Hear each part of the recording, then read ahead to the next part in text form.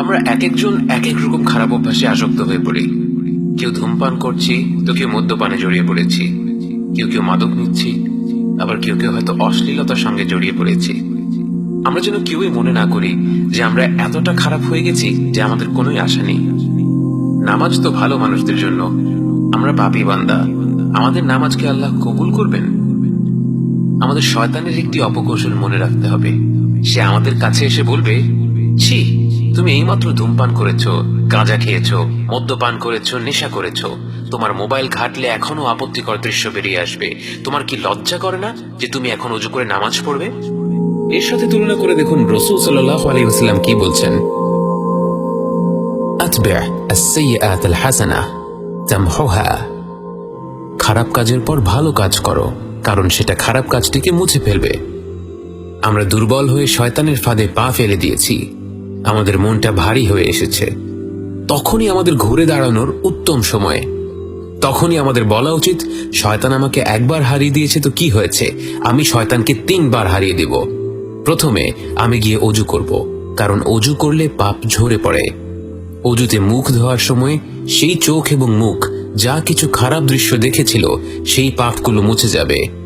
হাত ধোয়ার সময় সেই হাত যেই খারাপ কাজের দিকে বাড়ানো হয়েছিল সেই পাপগুলো মুছে যাবে। অজু করার সময় অন্তরে বিশ্বাস রাখতে হবে, মনে মনে কল্পনা করতে হবে আমরা শারীরিকভাবে আমাদের যেই যেই অঙ্গ ধুচ্ছি সেই অঙ্গ থেকে পাপগুলো ঝরে পড়ে যাচ্ছে, আমরা পবিত্র হয়ে যাচ্ছি।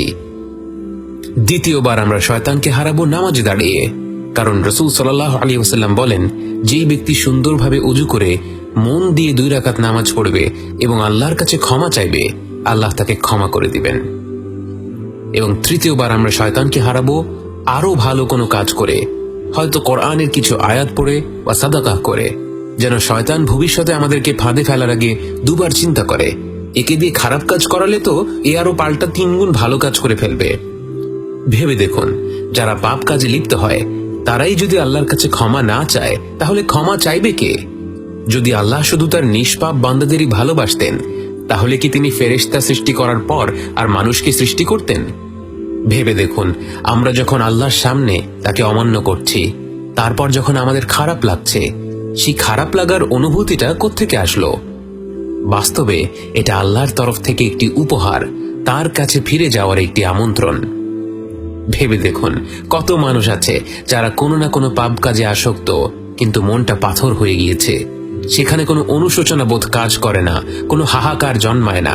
তাই আমাদের অন্তরে যদি বিন্দু পরিমাণ অনুতাপও জেগে ওঠে, তাহলে আমাদের বোঝা উচিত এর অর্থ হচ্ছে আল্লাহ আমাদের উপর নিরাশ হননি। আল্লাহ আমাদের ক্ষমা করার জন্য এখনো আমাদের দিকে চেয়ে আছেন। তিনি শুধুমাত্র একটি সুযোগ খুঁজছেন, একটি কারণ খুঁজছেন আমাদের ক্ষমা করে দেওয়ার।